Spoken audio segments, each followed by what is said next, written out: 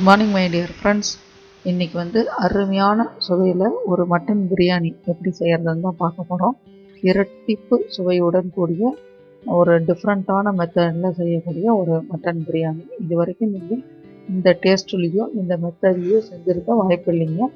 அவ்வளோ அருமையான சுவையோடு உங்களுக்கு ஒரு மட்டன் பிரியாணி ஈஸியாக செய்கிறது எப்படி, ஃபாஸ்ட்டாக செய்கிறது எப்படி, டேஸ்ட்டாக செய்கிறது எப்படி அப்படின்ற டிப்ஸ் எல்லாம் உங்களுக்கு நிறைய உள்ளே இருக்குங்க. நீங்கள் அதனால் வீடியோவை ஸ்கிப் பண்ணாத பாருங்கள். அது கூடவே ஒரு குக்கருடைய டீட்டெயில்ஸு, அதோடைய ப்ளஸ் என்ன, அதனால் நமக்கு என்ன பெனிஃபிட்ஸ் இருக்குது, எவ்வளோ சீக்கிரம் நமக்கு குக் பண்ணுறதுக்கு இந்த குக்கர் நமக்கு எந்த அளவுக்கு உதவி செய்யுது அப்படின்ற டீட்டெயில்ஸும் வீடியோவுடைய எண்டில் நான் உங்களுக்கு கொடுக்குறேங்க. ப்ளீஸ் வீடியோவை ஸ்கிப் பண்ணாத பாருங்கள். அதுக்கு முன்னாடி எங்கள் சேனலை ப்ளீஸ் சப்ஸ்கிரைப் பண்ணுங்கள். நல்லா சாஃப்டான மட்டன் வாங்கி உப்பு மஞ்சத்தூள் போட்டு நல்லா மிக்ஸ் பண்ணி தண்ணியில் ஒரு 2-3 தடவை கழுவி க்ளீன் பண்ணி எடுத்து வச்சுருந்தேங்க. இப்போ மட்டன் க்ளீன் பண்ணின மட்டன் எவ்வளோ நீட்டாக இருக்குதுன்னு பாருங்கள். ஒரு குக்கர் அடுப்பில் வச்சுக்கோங்க. ஒரு 3 ஸ்பூன் எண்ணெய் ஊற்றிக்கிங்க. 1 ஸ்பூன் சீரகம் போட்டுக்கோங்க. ஒரு 1/4 ஸ்பூன் ஒரு சோம்பு போட்டுக்கோங்க, போதுமானது. இஞ்சி பூண்டு 2ஐயும் நல்லா தட்டி, ஒரு பெரிய துண்டு இஞ்சி, ஒரு 4 பல் பூண்டு நல்லா தட்டி உள்ளே போட்டுக்கோங்க. இப்போ கூடவே கருவேப்பிலை கொஞ்சம் போட்டுக்கோங்க. கழுவி வச்சுருக்கிற க்ளீன் பண்ணி வச்சுருக்கிற மட்டன் பீஸு இதுக்குள்ளே போட்டு அந்த எண்ணெயிலேயே இஞ்சி பூண்டு சீரகம் சோம்போட நல்லா மிக்ஸ் பண்ணுங்கள். ஒரு 2 நிமிஷம் மிக்ஸ் பண்ணி முடிச்சதையும் அந்த மட்டன்லேருந்து தண்ணி வரும் இல்லைங்களா, அப்படியே மூடி வச்சுருங்க. ஒரு 2 நிமிஷம் மூடி வச்சிங்கன்னா அது நல்லா மிக்ஸ் ஆகிடும். இப்போ அதில் நம்ம ஒரு 2 ஸ்பூன் மிளகாத்தூள் போடுறோம். இது சாம்பார் பொடி மாதிரி நம்ம தனியாக போட்டு அரைச்சது தான். மிளகாத்தூள் 2 ஸ்பூன், ஒரு 1/2 ஸ்பூன் மஞ்சத்தூள், உப்பு கொஞ்சமாக ஒரு உப்பு, இந்த மட்டன் பீஸுக்கு உண்டானது மட்டும் போட்டு ஒரு நிமிஷம் நல்லா பரட்டி விடுங்க. அந்த கம்மியிலேயே வச்சு சிம்மில் வச்சு மூடி வைக்கலாம். இதை ஒரு 2 நிமிஷம் மூடி வச்சதுக்கப்புறம் அந்த தண்ணி, இந்த மசால் இதெல்லாம் சேர்ந்து மிக்ஸ் ஆகிடும். இதுவே சிக்கன் பிரியாணியாக இருந்தால் இதுலேயே நம்ம கண்டினியூ பண்ணிடலாம். தண்ணி ஊற்றி நம்ம சமைக்கிறதுக்கு உண்டானது, பிரியாணிக்கு உண்டானது செஞ்சிடலாம். இது மட்டன் பிரியாணின்றதுனால மட்டன் கொஞ்சம் வேகிறதுக்கு டைம் ஆகுன்றதுனால நான் இன்றைக்கி இன்னொரு மெத்தடில் இப்படி செஞ்சுருக்கிறேன். அதில் இப்போ 1 டம்ளர் தண்ணி விட்டு மூடி வச்சு 5 விசில் விட்டு இறக்கியாச்சுங்க.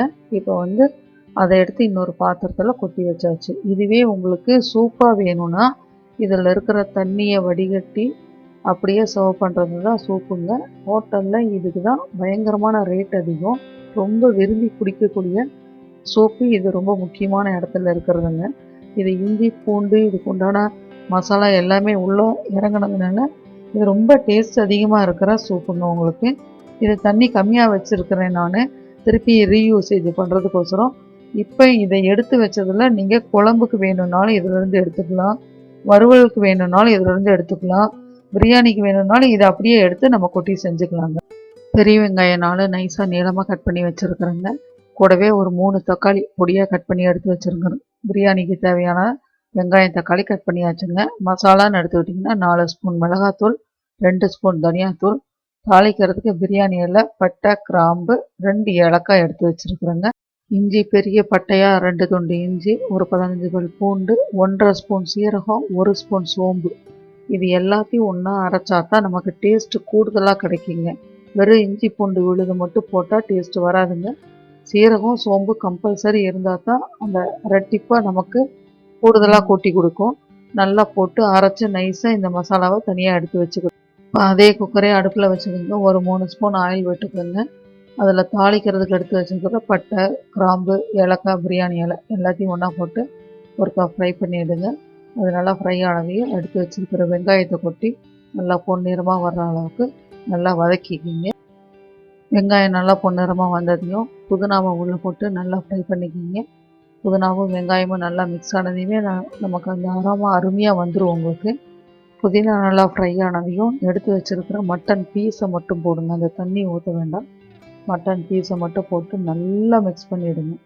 மிக்ஸ் ஆனதையும் அது கூட நம்ம அரைச்சி வச்சுருக்கிற இஞ்சி பூண்டு சீரகம் சோம்பு விழுது அதை போட்டு நல்லா மிக்ஸ் பண்ணி ஒரு 3 நிமிஷம் அடுப்பை மூடி வச்சுருங்க. இப்போ இஞ்சி பூண்டோடு சேர்த்து அந்த மட்டன் பீஸு நல்லா மிக்ஸ் ஆகல, அதோடைய ஸ்மெல்லு இன்னும் ரொம்ப பிரமாதமாக இருக்குங்க. மூடி வச்சதுக்கப்புறம் திறந்து இப்போ அடுத்தது நம்ம பச்சை மிளகா போடுங்க. பச்சை மிளகா வெங்காயம் போடையிலையும் போடலாம், நான் வெங்காயம் போடையில் மறந்துட்டேன், அதனால் இப்போ போட்டேங்க. போட்டுட்டு எடுத்து வச்சுருக்கிற பொடி வகைகள், நம்ம எடுத்து வச்சுருக்கிற எல்லா பொடி வகைகளையும் கொட்டி திருப்பி இது கூட நல்லா மிக்ஸ் பண்ணிவிட்டு நீங்கள் அடுப்பை மூடி வச்சுருங்க. இது ஒரு 2 நிமிஷம் மூடி வச்சுருந்தா போதும். மூடி வச்சு இப்போ அந்த மசாலாவோட நம்ம எடுத்து கட் பண்ணி வச்சுருக்கிற தக்காளி 3 தக்காளியும் போட்டிங்கன்னா நல்லா கலக்கிட்டு வந்தீங்கன்னா அந்த அடிப்பத்துனது எல்லாமே போய் இந்த தக்காளியுடைய சாறு அது கூட மிக்ஸ் ஆகி கீழே இருக்கிறது எல்லாத்தையுமே ரிமூவ் பண்ணி உங்களுக்கு மசாலாவோட நல்லா மிக்ஸ் பண்ணி அருமையாக கொடுத்துடுங்க. இப்போ நீங்கள் 2 ஸ்பூன் தயிர் உள்ள நல்லா கெட்டி தயிர் விட்டு மிக்ஸ் பண்ணினீங்கன்னா இதோடைய ஸ்மெல்லு இது வரைக்கும் நீங்கள் சாப்பிட்டே இருக்க முடியாதுங்க. அவ்வளோ பிரமாதமான ஒரு அரோமா இந்த தெருவே மணக்கிற அளவுக்கு உங்களுக்கு கொண்டு வந்து கொடுத்துரும். இந்த தயிரை போட்டு நல்லா மிக்ஸ் பண்ணி திருப்பியும் நீங்கள் அடுப்பை மூடி வைக்கலாம். இப்போ இந்த மசாலாவுக்கு தேவையான உப்பு ஏற்கனவே போட்டிருக்கிறோம், போதுமான அளவு. இப்போ நீங்கள் மூடி வச்சிடலாங்க. ஒரு 5 நிமிஷம் நீங்கள் மூடி வச்சுட்டு திறந்தீங்கன்னா இது நல்லா மிக்ஸ் ஆகி ரொம்ப அருமையாக இருக்குங்க. இப்போ திறந்ததுக்கப்புறம் நீங்கள் இந்த பிரியாணிக்கு தேவைப்படுற எத்தனை ஆளாக்கு நான் 1/2 கிலோ அரிசி போட்டிருக்கேன், 3 ஆளாக்கு 3 ஆளாக்குக்கு 6 டம்ளர் தண்ணி விட்டுறலாம். நீங்கள் விட்டு நீங்கள் அடுப்பை மூடி வச்சிடலாங்க. இப்போ திறந்து பார்த்தா அந்த நம்ம விட்டு தண்ணி மசாலா எல்லாம் சேர்ந்து கொதி வந்து ரொம்ப பிரமாதமாக இருக்குங்க. இப்போ நீங்கள் அரிசியை நல்லா கழுவி க்ளீன் பண்ணி வச்ச பிரியாணி அரிசி எந்த பிராண்டாக இருந்தாலும் நீங்கள் எடுத்து நல்லா சுத்தம் பண்ணி தண்ணியை வடித்து நீங்கள் அரிசியை உள்ளே போட்டுடலாங்க. உள்ளே போட்டு ஒரு தடவை நல்லா மிக்ஸ் பண்ணி விட்டு திருப்பியும் நீங்கள் போட்டிருக்கிற உப்பு பாதி உப்பு தான் போட்டிருப்பீங்க. இப்போ மீதி உப்பை போட்டு நீங்கள் கலக்கி மூடி வச்சிடலாங்க. உப்பு தவிர மீதி எதுவுமே இப்போ நம்ம போட தேவையில்லை. மூடி வச்சுட்டு நீங்கள் வெயிட் எதுவும் போட வேண்டாம். மூடி வச்சுட்டு ஒரு 2 நிமிஷம் அல்லது 3 நிமிஷம் விட்டுட்டு திருப்பி திறந்தீங்கன்னா உங்களுக்கு சாதம் நல்லா 3/4 பதம் வெந்து அருமையாக வந்திருக்கும். இப்போ நீங்கள் டேஸ்ட்டு பார்த்துக்கலாம். உங்களுக்கு என்ன தேவைன்றது பார்த்துக்கலாம். பார்த்துக்கிட்டு கொஞ்சம் புதினா எடுத்து வச்சுருக்கிறேன், எக்ஸஸ் புதினா அதையும் போட்டு கொத்தமல்லியும் போட்டு திருப்பி ஒரு கலக்கி விட்டு உப்பு பத்தலைன்னா கொஞ்சம் போட்டு திருப்பி மூடி வச்சிடலாங்க. மூடி வச்சு திருப்பி ஒரு நிமிஷம் கழித்து திறந்தீங்கன்னா சரியாக இருக்கும். அந்த தண்ணியை வற்றி உங்களுக்கு கச்சிதமாக இப்போ ஒரு 1/2 மூடி எலுமிச்சம்பழத்தை நீங்கள் சுற்றிலும் பிழிஞ்சிட்டு அடுப்பை நிறுத்திடணுங்க. அடுப்பை நிறுத்திட்டு குக்கர் மூடியை போட்டு மூடி வெயிட்டு போட்டு நிறுத்திடணுங்க. இப்போ ஒரு 1/2 மணி நேரம் கழித்து நீங்கள் திறந்தீங்கன்னா நீங்கள் ஹோட்டல் கடையில் கூட இந்த மாதிரி ஒரு பிரியாணி பார்த்துருக்க முடியாது. அவ்வளோ உதிரியாக 1/2 அன் ஹவர் கழித்து திறந்து எடுத்து நீங்கள் சர்வ் பண்ண வேண்டியது மட்டும்தாங்க பாக்கி. இப்போ நீங்கள் வீடியோவில் பார்க்குற மாதிரி ஒரு அருமையான மட்டன் பிரியாணி நீங்கள் வந்த கெஸ்ட்டுக்கோ இல்லை வீட்டில் இருக்கிறவங்களுக்கோ அருமையாக செஞ்சு அசத்திடலாம். ஈஸியான மெத்தடில் அட்டகாசமான டேஸ்ட்டில் உங்களுக்கு மட்டன் பிரியாணி எப்படி செய்கிறதுன்றதை இன்றைக்கி நான் சொல்லியிருக்கிறேங்க. அடுத்து குக்கரை பற்றி சொல்லணும்னு சொன்னேன் இல்லைங்களா, இது கம்ப்ளீட்டாக ஹாக்கின்ஸ் குக்கரில் தான் நான் செஞ்சுருக்கிறேன். இந்த ஹாக்கின்ஸ் குக்கர் அமேசானில் ஆர்டர் பண்ணி வாங்கினது தான். இது கிஃப்டாக வந்த குக்கர் தாங்க. ஆனால் அவங்க சொல்லியே தான் கொடுத்தாங்க. ரொம்ப அருமையாக நான் வெஜிடேரியன் இதில் செஞ்சு ஈஸியாக குயிக்காக முடிச்சிடலாம். டேஸ்ட்டும் ரொம்ப பிரமாதமாக இருக்குதுன்னு நான் நம்பலை. ஆனால் வாங்கி செஞ்சு பார்த்ததுக்கப்புறம் தான் தெரிஞ்சுது.